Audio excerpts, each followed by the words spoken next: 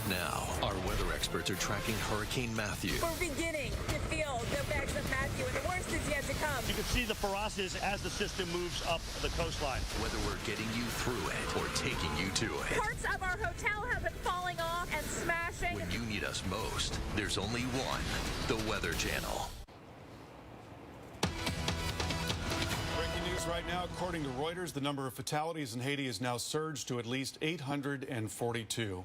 Just a devastating hit for the nation of Haiti. And there's a look at some of the video that is now coming in. Some areas have been completely decimated. We've heard that in some parts of Haiti, as many as 90+% of the structures have been damaged or destroyed. You can get a sense of the devastation there from not only the incredibly strong wind, but also from the very heavy rain and rainfall flooding that always occurs in Haiti.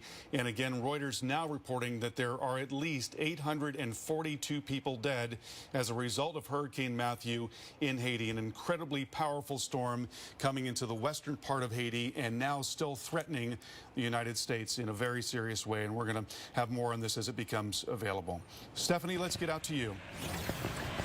Okay, we've now moved down right to the river here, the St. Johns River, which flows north, one of very few in the world that actually flows north. And we don't anticipate, there was some concern that this water was going to inundate downtown Jacksonville. Thankfully, that is not going to happen. We are across from the Landing, which is a very popular place where people go have lunch, and there's all sorts of sports bars and whatnot. Of course, downtown where a lot of people work.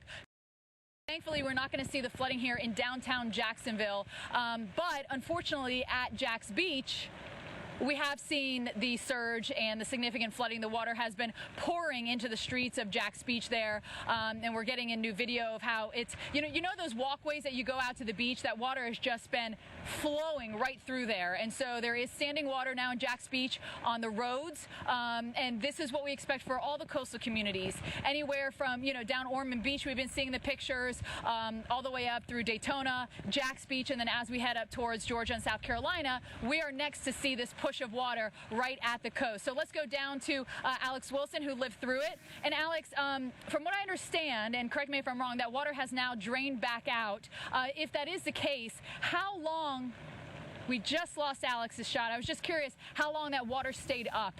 And because they're now getting, she's back. Okay, Alex, I was asking you, I don't know how much you were able to hear, about how long the water was up and then pushed back. Oh, you did hear me? Okay, good. Because now you should be in that west wind being on the south side of the storm. I'm assuming that's helped with the water and perhaps pushed it back out. You tell me. You bet. You bet. The west wind has helped with the water, but the west wind is kicking on the other side of the building. In one of our shots, we were thinking, all right, it seems the winds have died down, so maybe we'll go to the other side of the building, because out in the streets, there's been all sorts of damage. We walked out there, whole different ball game, completely way too dangerous to be out there. We still have pieces of metal, pieces of the hotel, pieces of the roofing tiles, pieces of signs. In fact, whole signs blowing down the road. So we still have seen those very strong winds continue in St. Augustine, or rather Daytona Beach. So I don't want anybody watching this in Daytona Beach to think, oh, well, it seems to have calmed down, because we are actually on the east-facing side of the building, so the wind's basically coming at us, the building protecting us. But yeah, the water has receded quite a bit. At times, we had the waves crashing up over here into the pool area, and we have seen some huge chunks of debris flying around. So even though, I just want to give you this for perspective, because I think some people who are maybe watching this at home are thinking, all right, we're not going to get an eye wall. This is not going to be dangerous. I would not be anywhere near outside if I was even close to the coast and this storm was offshore. We had that storm, the eye wall, about 5 to 10 miles off the shore, but still, we had wind gusts in excess of 80, even 90 miles an hour, and we had debris galore flying through the streets. In fact, you can see, if you look down onto this pool deck, we actually have a large chunk of sheet metal, and that's one of the smaller pieces, actually, that I've seen down the street. So there is going to be a ton of cleanup that needs to be done here in Daytona Beach. At this hotel that we're staying at, you can see the metal bent around. We had one of the hotel rooms up there. You can see the curtain still blowing. That window smashed open, and at times the curtain was sideways, being pulled out of the window. So we have seen some big problems. For those of you asking, Volusia County did send out an update that the pier is still standing.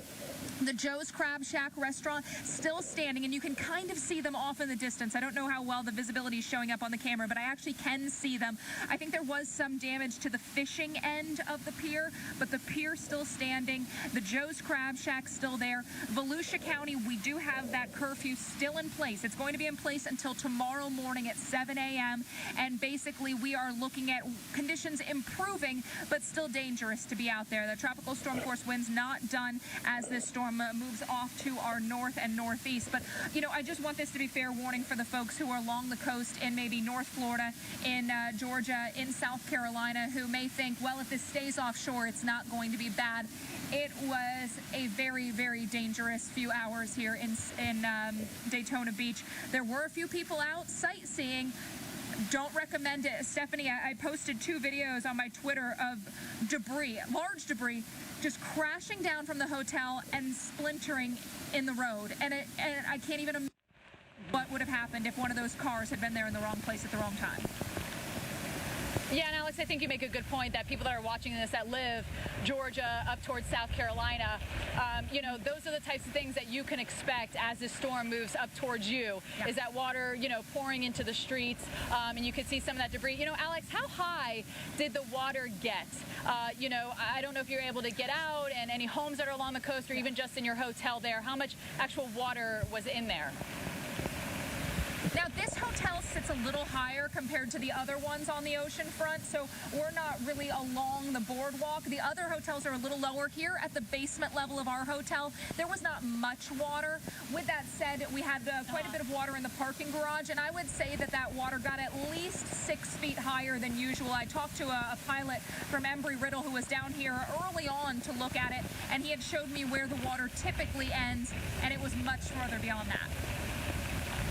All right, Alex, thanks for that report. And again, what Alex experienced Daytona, I feel like is a good indication of what coastal areas are going to experience. It's happening right now at Jack's Beach, and it's going to go up the coast to Georgia and also South Carolina, too. I want to bring in our severe weather expert, Dr. Greg Forbes, and talk about the tornado warnings associated with this, because, Dr. Forbes, let's talk about, I know we have one right now, Georgia-South Carolina border, and then where we have the highest threat for tornadoes.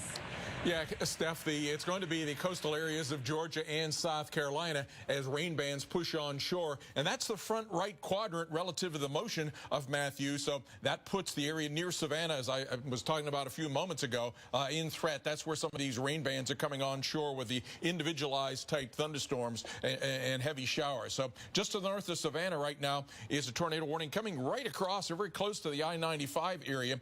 We're talking about that red storm there, just close to the Hardeeville area. So Chatham, Effingham, Jasper counties, you have and Effingham counties and Beaufort County in South Carolina as well. You have that tornado warning. So that could be coming toward the Exley area. This one is going westbound at about 45 miles per hour. You see a little bit of a curlicue in here. These storms just to the south and west of Hardeeville, the velocities going northbound, and then the reds and yellows going southbound. So crossing right across I-95 right now, or given a slight delay in the radar deployment here, it could be probably just west of I-95 now, going to be heading over toward the area just to the southwest of Rincon in the Highway 21 area of Georgia. So we'll see more and more of these, I think, as the afternoon goes along. Maybe some brief tornadoes out of this, and probably, hopefully, some weak tornadoes out of this. But it is this coastal Georgia, coastal South Carolina area, Stephanie, that is going to be at the greatest risk. Let's go now to Carl Parker. All right, and let's take a look at the latest on the storm now from the National Hurricane Center. And you see it's a Category 3 storm now with winds of 115 miles per hour. Still an incredibly dangerous storm. And here is a live look from Cocoa Beach. And there you see the storm surge flooding that has come in there to Cocoa Beach. And folks, we've also seen pictures just like this coming out of St. Augustine. And this is exactly what we have been talking about. If you are near the water with a storm that is this large and this powerful, you are taking your life in your hands.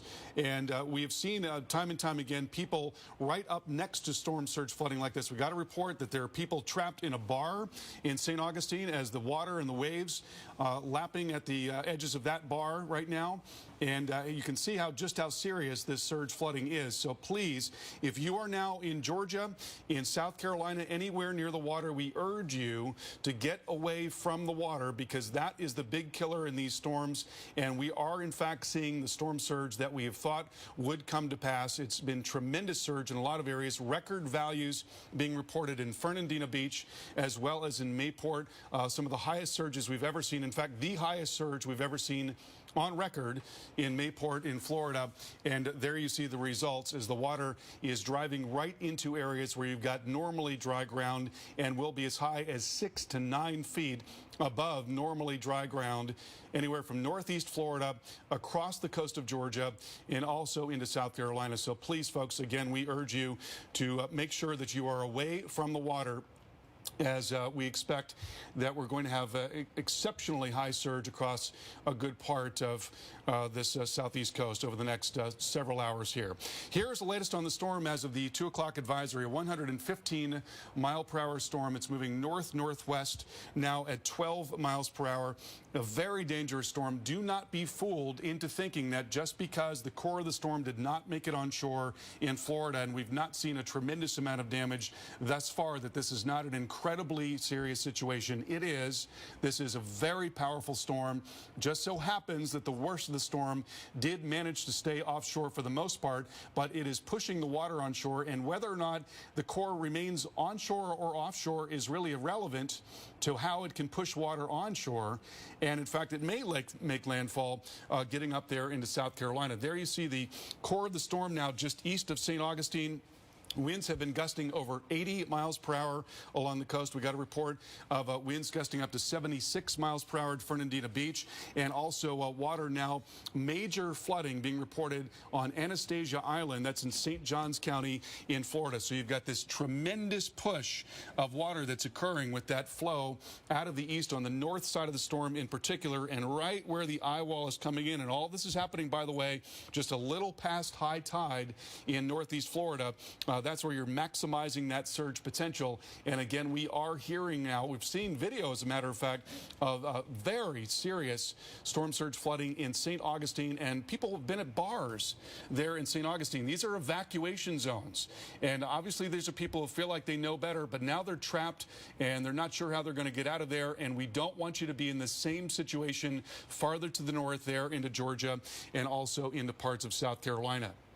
There's a look at the storm surge flooding that is ongoing right now. Water level rise of 3.8 feet, Fernandina Beach, and 3.2 feet in Mayport. Again, that's the highest level of surge flooding that we have seen on record there in Mayport. And this is the forecast. The worst of it, we think, is going to be centered around northeast Florida and the Georgia coastline and southern parts of South Carolina, 6 to 9 feet above normally dry ground.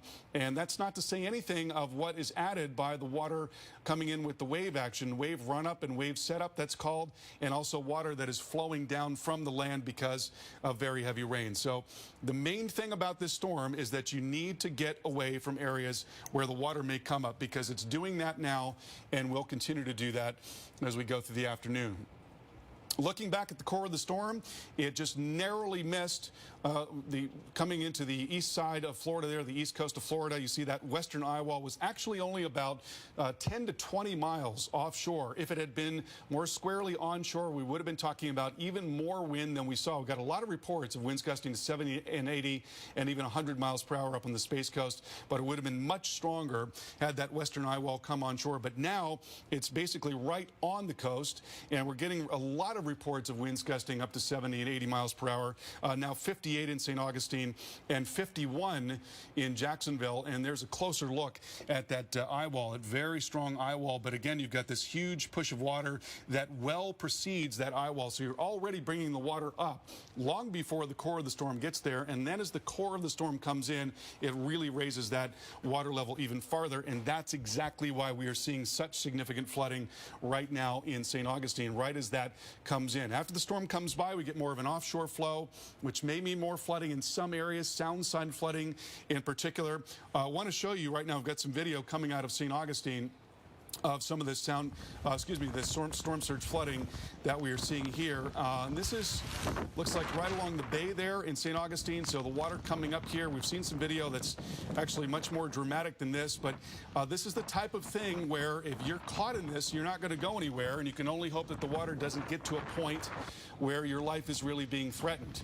So again, please keep in mind that this is the big killer in hurricanes, and this is why when you have been asked to evacuate, you need to take it seriously and not think that you know what's going to happen based on your past experience with hurricanes, because every storm is different, and the way that this storm is running up along the coast makes it a very different storm. All right, so here's the forecast track and the intensities from the National Hurricane Center.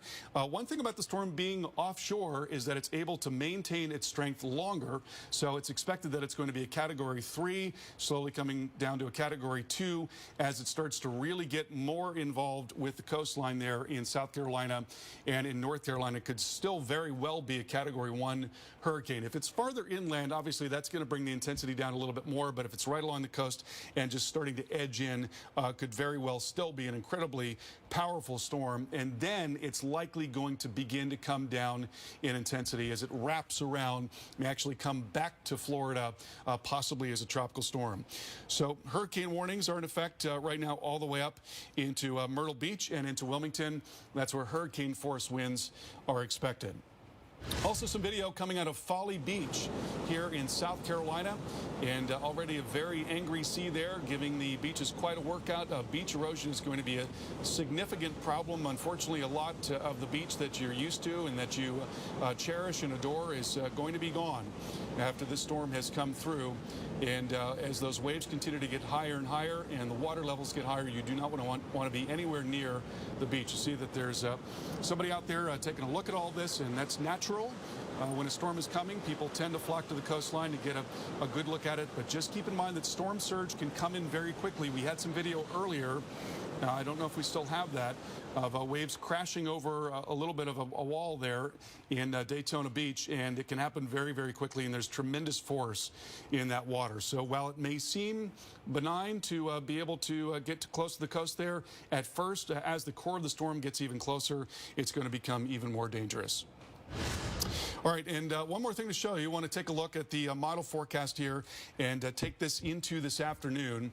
And so as we step forward in time, you're going to see that onshore flow driving right up into southeast Georgia. So there's your center of circulation. That's where the very strongest of wind is. That's still mostly offshore, and it's going to become even more offshore because of the nature of the coastline, because the coastline is still bending back to the northwest as the storm is also moving northwest, but it's not getting onshore anymore. But then, because the coastline begins to curve around like this, even as the storm is expected to make a turn to the north in the northeast, it's not going to make it so quickly that it won't come on shore, most likely. So most likely it's going to make landfall in South Carolina. Here's some other video to show you. This is out of Palm Beach. This is the video that I was mentioning earlier. Excuse me, Palm Coast in Florida. And this is, I believe, just to the north of Daytona Beach. And this gives you an idea of how scary this can be. So it looks like you're, good ways from the water for a time there, and then suddenly Pam just comes up. The wave run up and wave set up can bring that water in very quickly. The waves crash upon one another, and the general surge is coming up.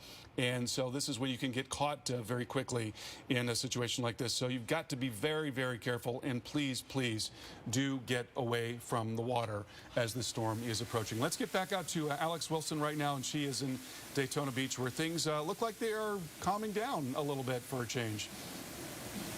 Things are calming down quite a bit, and I've even heard on the other side of the hotel where the winds are coming at us, things have been quieting down. So once we have a moment, we're going to try to set up out there, because the damage is pretty extensive when you get out there on the streets. In fact, I can see some police officers driving around looking at damage. I want to talk about Charleston. Carl was just focusing on South Carolina. Tropical storm winds tonight through Sunday morning with the strongest gusts late tonight. Storm surge 4 to 6 feet. The days of cord hassles are numbered. Dyson's cord-free format transforms cleaning on carpets and hard floors. With the new V8 digital motor, it now runs for up to 40 minutes to clean pretty much anywhere without the hassle of a cord.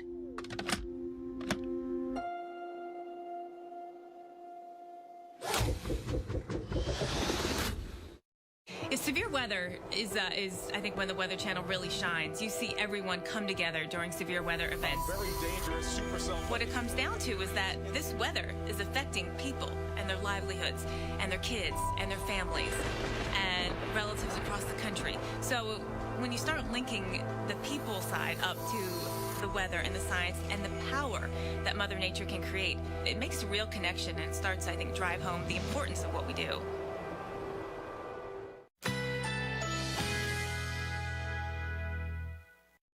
Currently in our area, 87 degrees, under cloudy skies with windy conditions.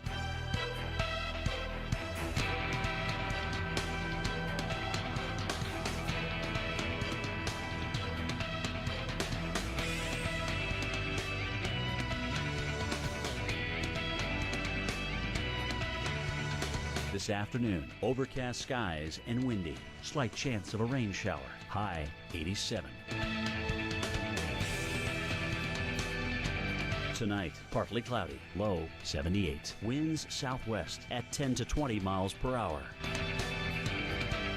Saturday, partly cloudy, high 92. Winds west-southwest at 10 to 15 miles per hour. Here's our 7-day outlook.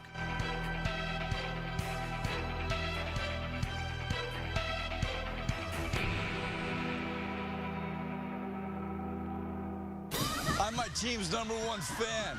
Yay, sports.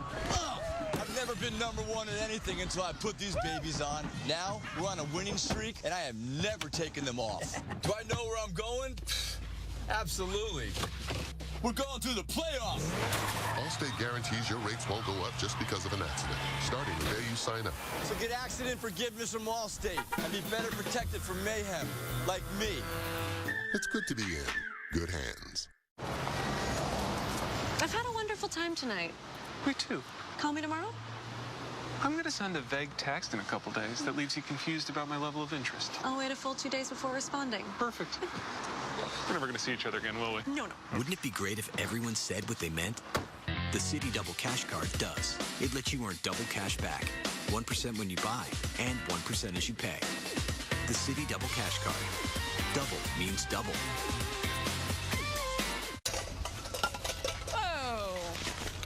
You're not taking these. Hey. You're not taking those. Whoa. You're not taking that. Come with me. You're not taking that. You're not taking that. You're not taking that. Mom, I'm taking the Subaru. Don't be late. Even when we're not there to keep them safe, our Subaru Outback will be. Love. It's what makes a Subaru a Subaru. This small community, which is maybe a half-a-mile radius, is actually hit with over 1 burglary every other week. We're going to try to get a large percentage of the homes here to actually have rings on them. Just here to install your ring. Oh, yeah! With the hope that if we're able to have enough cameras in the neighborhood and work with the police, that we can actually reduce the crime in this community. So with this doorbell, you can see and talk to anyone at your front door from anywhere. Hey! Good. Thank you. Thank you very much. The whole neighborhood is really excited about this. In Los Angeles, police revealing a 6-month pilot program using the tool helped reduce burglaries in one neighborhood by more than 50%. When I founded Ring about 5 years ago in my garage in Los Angeles, it was with the idea of reducing crime in neighborhoods. Now we're actually rolling this out not only across the U.S., but also across the world.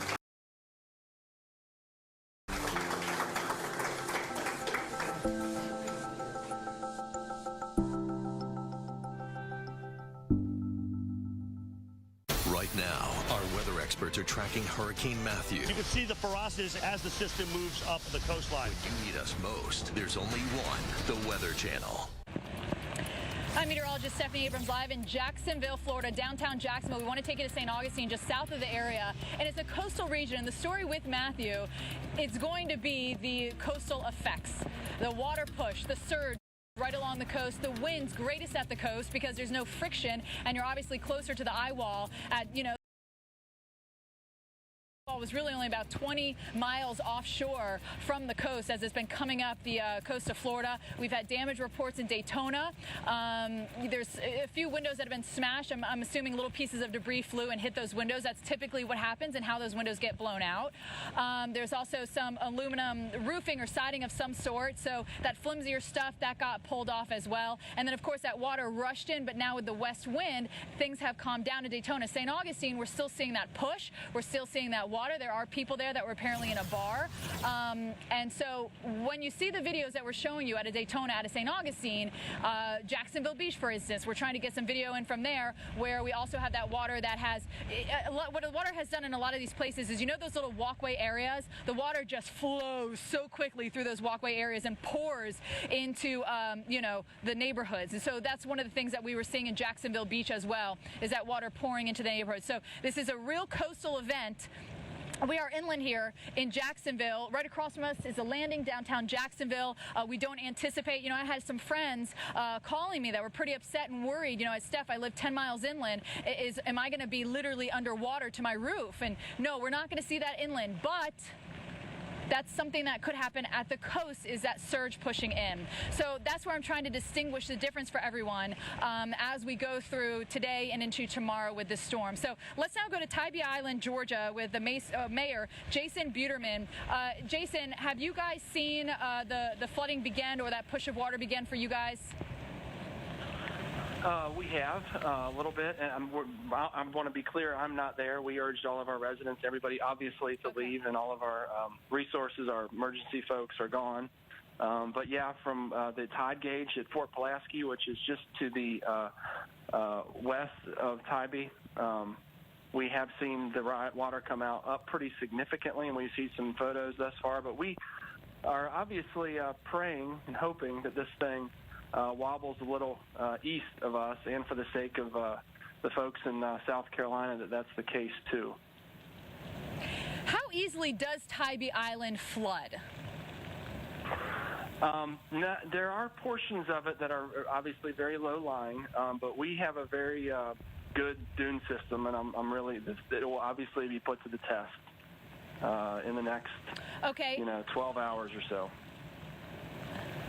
How concerned are you with wind damage there? I'm assuming as people left, they boarded up and secured their homes, but how big of a wind damage concern do you have? I mean, we're concerned about all of it. The biggest thing I'm concerned about is the storm surge. We are particularly prone to storm surge in our little part of the coast there, and very worried about that. Worried about the few people that we're aware of that stayed behind. So that's more important than anything. More important than the structures are people's lives.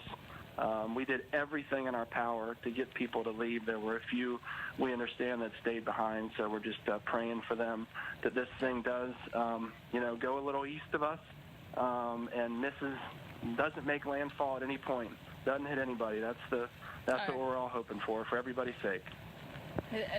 That is true. All right, Jason, we certainly appreciate you coming on, and we'll check back with you after the storm to see how everyone fared, and hopefully those people that stayed will be okay. I want to bring in now Carl Parker to talk more about this water rise and how this is really, a coastal storm when it comes to that water rise, and we've been seeing that inundation in those coastal cities, St. Augustine, Jacksonville Beach. Carl, when we're on the north side of the storm, once the storm passes, how quickly do you think that water will recede for the people there? Well, it depends on the area and the nature of the coastline, but it's going to take some time most likely. But Steph, I don't know if you've seen some of the video that's been coming in, but it's remarkable that there are people that are videotaping. I say videotaping, I know that's an antiquated term, but they're actually getting videos of the storm surge flooding in places like downtown St. Augustine. There you go, right there. I'm just amazed that there are any people left to see this happening, because you really are taking your chances if you're right down near the water. We hear that there were 20 people that were trapped in a bed and breakfast in St. Augustine. We saw another video, some people apparently trapped in a bar there in St. Augustine. A lot of great little bars. I love the town, but this is just not something that you want to mess around with. And I get the sense that not everybody is taking this seriously. And you got to remember that storm surge is the big killer in hurricanes, and you've got this significant surge that's on its way for the Georgia coastline, already underway in parts of Georgia, and it's just going to be getting worse going through the afternoon and going into the evening hours as well. And then it's going to come up into South Carolina. Right now, looking at a Category 3 storm. It's moving north-northwest at 12 miles per hour. Forecast track takes it up and along the coast, so it's probably going to do what it's doing right now in Georgia. It doesn't actually have to be on shore to push water against the coast, and that's exactly what we're going to see in Georgia. But because the coast really starts to jut out there as you get farther north, it's likely that the storm is going to make landfall. And by the way, we've got a brand new advisory on Matthew, new advisory and no changes, still a Category 3 with 115 mile per hour wind. Then the storm is going to move up towards North Carolina, likely weakening by that time. If it's more on land, it will weaken more quickly. If it's not, then it's going to maintain more of its strength. And then it's actually going to loop back around, come back down into areas around the Bahamas, most likely as a much weaker storm. Here are the advisories that are in effect. So hurricane warnings from northeast Florida, southeast Georgia, all along the coast of South Carolina, and also into southern North Carolina. And that means that hurricane force winds are expected, and that's going to be tonight in Georgia, and then it's going to be overnight in South Carolina and into tomorrow morning from South Carolina and going into North Carolina. And of course, what we've been talking about all along has been this big push of water that we are seeing on the north side of that circulation that's happening right now, and it's going to continue to get worse in Georgia going through the afternoon. It's going to start to spread up into South Carolina in the overnight hours. A lot of areas looking at storm surge flooding on the order of 3 to 6 feet, but as high as 6 to 9 feet in some pocket stuff. And we just hope that people do take this seriously and get far away from the water. You want to run from the water and hide from the wind. Back to you. Yeah, that you do. And, you know, we are seeing that water again in those coastal communities. I have seen some trees down a little bit inland. That certainly is a possibility. And again, I think this is a good this is good for people that are watching in Georgia and also South Carolina. You know, what you see at the coast in Florida is, listen, the surge, obviously heights are going to be a little different where you go, but it kind of gives you an idea of what we're talking about when we say, you know, the surge is going to be 1 to 3 feet or whatever the case may be, of how that water comes up and pushes in and just how high it will get. Now remember, this is going to happen when you're on the north side of the storm. That's when you're going, the timing wise, that's when you're going to see that rush of water, because you have that onshore flow, whether it's the east wind or a northeast wind. Because of where the eye's positioned, there's been a lot of that northeast wind, and that's also one of the reasons St. Augustine's been getting hit pretty good, just that northeast wind, you know, pushing right into St. Augustine. That area does flood fairly easily, so it's no surprise that they are seeing the floodwaters there. Jacksonville Beach, we're getting video as well of that push of water that's come into, and we will see this as we go up the coast. Even though the eye wall, which is the strongest of winds, is going to stay offshore, that push of water is going to be a problem. All right, we have video in to show you. Palm Coast to show you of the surge. Water is right up against the homes. And again, this will be the legacy, I think, of Matthew, will be, you know, those beachfront homes. Those are the ones that are going to have the water inside of them. Those are the ones that are going to see some wind damage, because you're right on the water where you have that nice smooth, there's no friction. The water, the wind, I should say, is going right over the water. Opposed to inland, you'll see the wind gusts won't be as strong because you get a little bit of a friction, and that kind of tones down the winds, relatively speaking. Okay, that's all I'm saying, just relatively speaking. Let's go now to Alex Wilson and talk about her journey in Daytona. And Alex, I know that there was some damage. Which would you say is worse, the water damage, the surge, or the damage you've seen from the wind? Now, I haven't been out there or able to get out there yet and look at surge damage, but I personally witnessed wind damage that was really significant. We saw infrastructure within the community. We saw street signs coming down just right off the light poles. We saw dumpsters rolling down the road, trash cans. We actually saw chunks of hotel roofing tiles just coming off. Now, we're not looking at major structural damage from the wind, but at least as far as some of the balconies go, some of the facades on the front ripped off. So it's going to be some time before people are able to be back in these hotels. We're out of power. 240,000 people across Volusia County out of power. Things have really started to wind down. You notice the waves have really scaled back in size. The water, of course, further back than it was earlier. At this point, we have seen some police officers out there kind of looking at things along the beach. Once it's safe to do so and we have the opportunity to switch our shot, we are going to go out front, though, to show you the damage, because especially when those west winds really kicked in, we saw earlier in the morning, say from 8 to 10 to even 11 o'clock, we saw a pretty significant damage. But then once those west winds came around, anything that had been loosened or torn off was just flying around the streets. And I think we have some video from earlier that we have been showing you or able to show you of some of the debris that was just, you know, flying down the roadway. And that's really the most notable thing to me.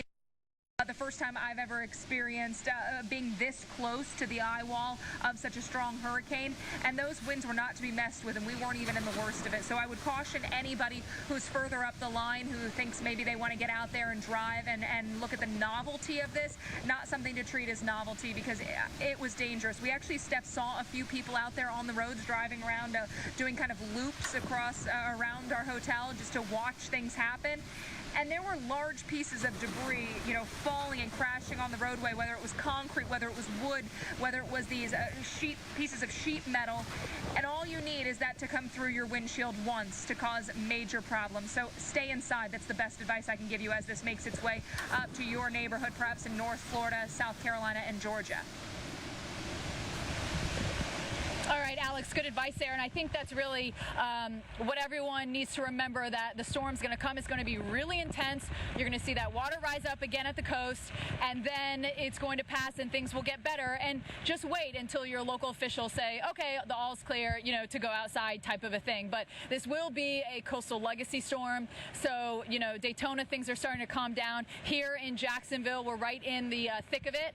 And then as this goes north, Georgia into South Carolina, as we head into overnight and tomorrow. And that's the scary thing, is this happening into the overnight hours when that water rises up, okay? So let's talk about, Carl, what we know in the timing also, because I think now that we're getting later and later in the day, going through one of these during the day, it's not fun and it's scary for a lot of people, but at least you can see, right? Having your vision is huge when it comes to this. Overnight, when you can't see anything, it becomes pretty scary. Yeah, no doubt about that. And we've seen such an extreme level of storm surge flooding already now in Northeast Florida. And we know it's going to be getting a lot worse in Georgia going through the rest of the day today, and beginning to come up considerably in South Carolina overnight and into tomorrow morning. We're going to get into that timing here in just a moment. So the storm's still having major impacts. Here is what we know right now. More than 950,000 customers have lost power in Florida. Hurricane warnings now stretching from northern Florida to Surf City, North Carolina, affecting more than 8.5 million people, and one death is being blamed on Matthew in this country. St. Lucie County crews receiving a report of a woman having a heart attack, and wild winds prevented them from responding. Okay, so let's go ahead and time this out and show you where the strongest winds are likely to be. And you've still got a very intense storm that's only going to come down very slowly in intensity. There's a look at the forecast wind field, and this little circle right in there is where the strongest of winds are. That's the hurricane force winds, which will probably largely remain offshore as it goes past Georgia. Nonetheless, that's still going to push a tremendous amount of water onshore, and that's starting now and going through the rest of the day today into late tonight. Then the winds are also starting to really pick up there in South Carolina late tonight through the overnight hours. It is likely going to be that the core of the storm actually starts to work more onshore in South Carolina, so an even better chance of those hurricane force winds getting up there towards Edisto and into Charleston and areas a little farther north. And again, you've got a tremendous push of water that's going to be occurring along the coast in South Carolina. And then the storm moves up towards Wilmington, North Carolina, into tomorrow afternoon. We start to see a flow coming offshore here on the backside of that in South Carolina, which will help out with a lot of that surge flooding, though we could still see sound side flooding in many cases there. And then you've got the stronger winds coming up through North Carolina.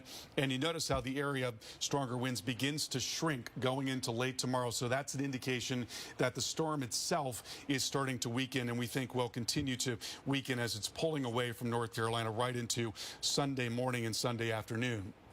Here's the storm surge forecast, and this is our biggest worry with this storm. We've got a 6 to 9 foot storm surge forecast there in northeast parts of Florida, along the coast of Georgia, and also into southern South Carolina. And already we have seen so many cases of people being on the water and being trapped, unable to get out. Once that surge comes in and it's several feet, you're certainly not going to drive out of there. You're not going to walk out, and you're not going to swim out.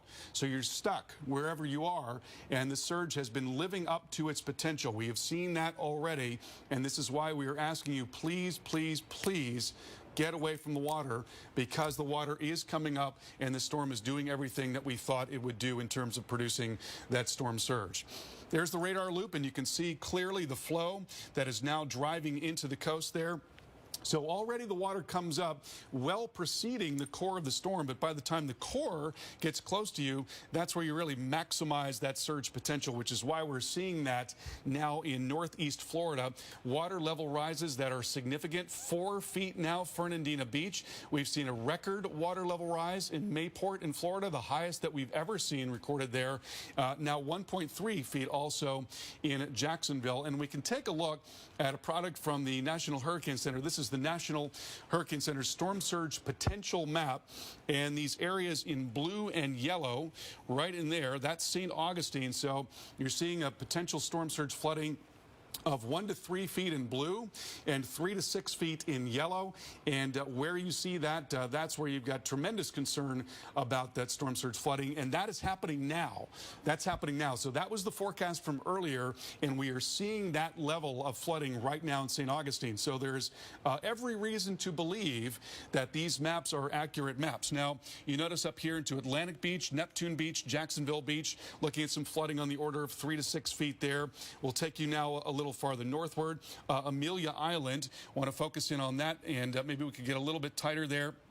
So right along the coastline there and points farther inland, again, you've got these pockets of 1 to 3 in blue and 3 to 6 in the yellow there. So again, very serious storm surge flooding. A little farther north now. Let's go just a bit to the north, Brandon, if we could. Here is Cumberland Island, and look at that. All along that barrier island there, you've got tremendous flooding, although a lot of that is not populated. We go farther to the north, and here up into Jekyll Island.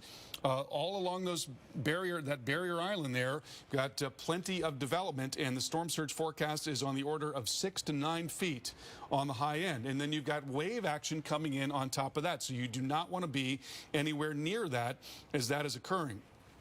Farther to the north, we're looking at some more of the islands here in southeast Georgia. There's Tybee Island. Look at this level of flooding there. So just about the entire island being flooded there, looking at 3 to 6 feet again and 6 to 9 feet on the high end, with waves coming in, raising that water level even more. Then we'll take you farther up to the north here, look at some more areas. So here is Hilton Head Island. Look how much of that island is going to be flooded. Again, very large areas with as high as 6 to 9 foot flooding from the storm surge. And here's Dafusky Island, and that's in South Carolina. And this is the island that Governor Nikki Haley was saying still has people on it that decided they didn't want to leave. And there, too, they're looking at 3 to 6 foot storm surge across a lot of that island. Farther off to the north and east we go. We'll take a look right in here. Let's zoom down real quickly, Brandon, just off to the south there. So here we are looking at Harbor Island, beautiful beautiful little resort community there. Could be 3 to 6 foot surge there. Fripp Island, similar story, 3 to 6 foot surge across a lot of the island.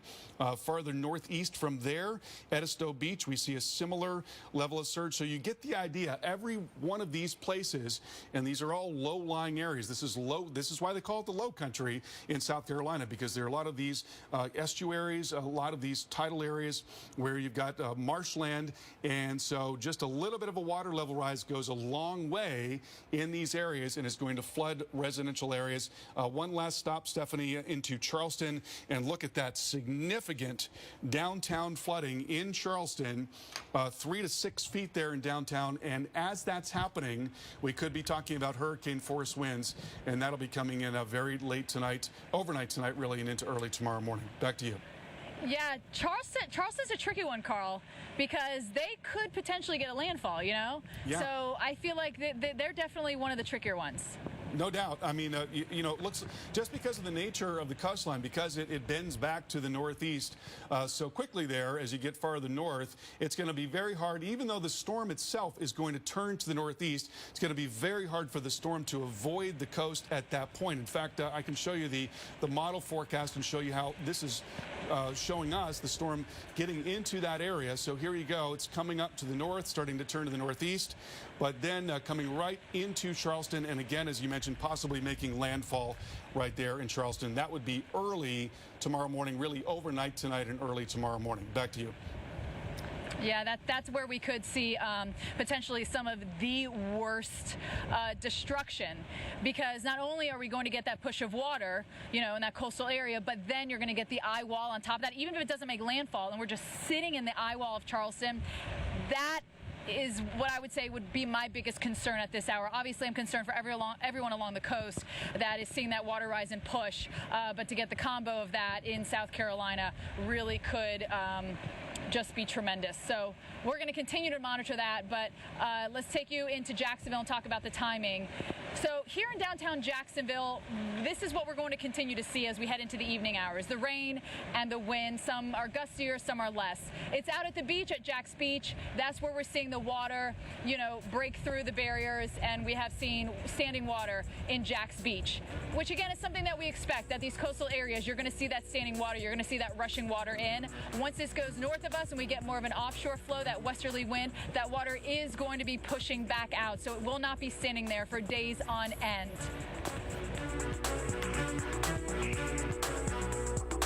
Discover more at our Columbus Day sale. Buy one, get one free on almost everything in the store. With all Traveler and 1905 suits just $229, and all dress shirts now 2 for $89. Plus, take an extra 50% off all clearance. Only at Joseph A. Bank.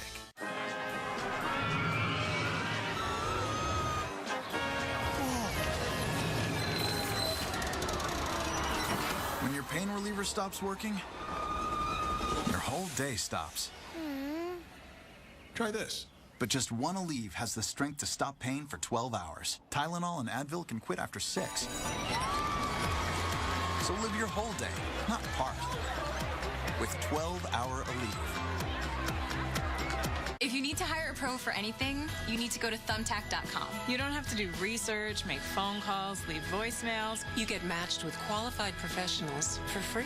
You can find any type of pro on Thumbtack.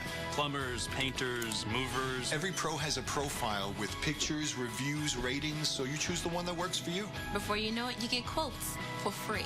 Thumbtack did all the work, so I didn't have to. I can't believe I hired pros any other way. Why wouldn't you use Thumbtack?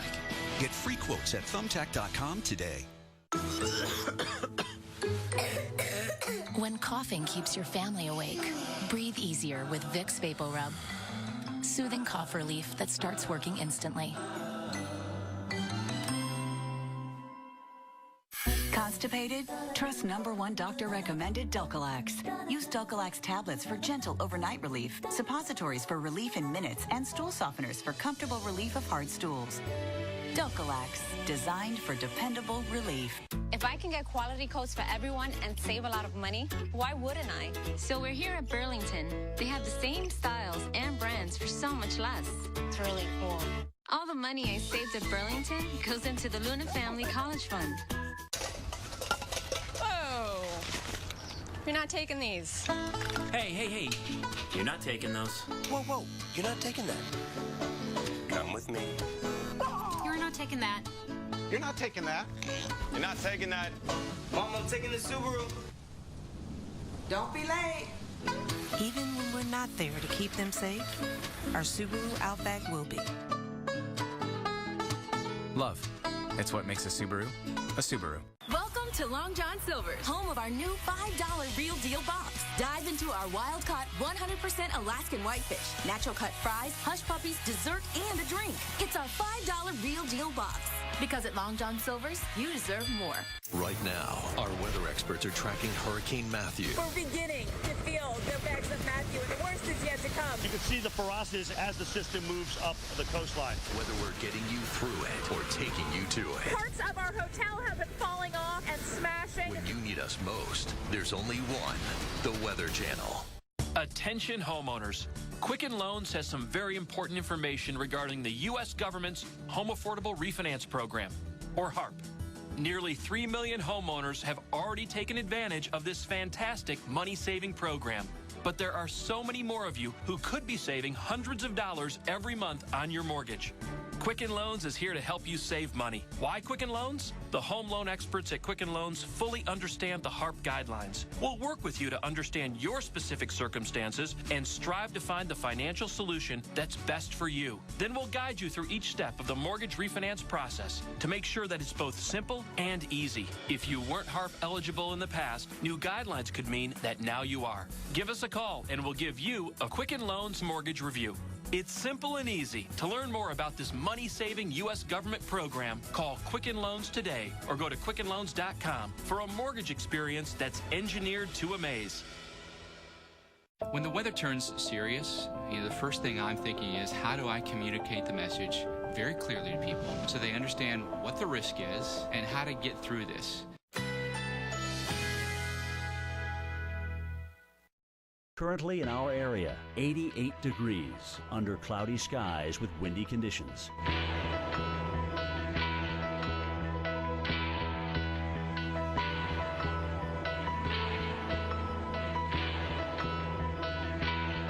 Tonight, mostly cloudy. Slight chance of a rain shower. Low 77. Winds southwest at 10 to 20 miles per hour. Saturday, partly cloudy. High 92. Winds west-southwest at 10 to 15 miles per hour.